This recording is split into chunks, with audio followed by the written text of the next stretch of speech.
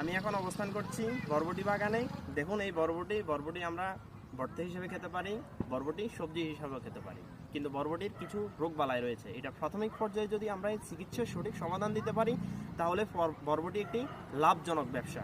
বরবটিতে প্রধানত জাপ পোকা খুব আক্রমণ করে, তাই বরবটি বীজ বপন করার পরে যখন এটা চারা হিসেবে অবস্থান করে তখন এখানে যদি কিছু সাইড ছিটানো যায় তাহলে বরবটির জাপ পোকা থেকে নিস্তার পাওয়া যায়। এছাড়াও ডিটারজেন্ট পাউডার দিয়ে স্প্রে করলেও এই জাপ পোকা থেকে আমরা মুক্তি পেতে পারি।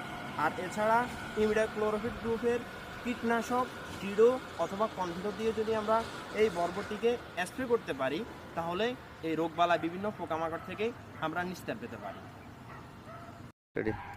বরবটি যখন পরিপক্ক হয় বা খাওয়ার উপযোগী হয় তখন এর মধ্যে ফল ছিদ্রকারী পোকা আক্রমণ করে, পোকাগুলো থাকে। তাই এর জন্য আমরা ভলিউম ফ্ল্যাক্সি যদি কীটনাশক দিয়ে আমরা স্প্রে করে দিই তাহলে এই রোগবালা থেকে নিস্তার পাবো। তবে আমরা যখন নিজেদের জন্য খাবো, পারিবারিকভাবে নিজেদের স্বাস্থ্য সুরক্ষার জন্য আমরা সাধারণত কীটনাশক থেকে নিরাপদ রাখার জন্য কীটনাশক না দিয়ে আমরা ছাই দিয়েও এর সঠিক ব্যবস্থা দমন করতে পারি। ধন্যবাদ।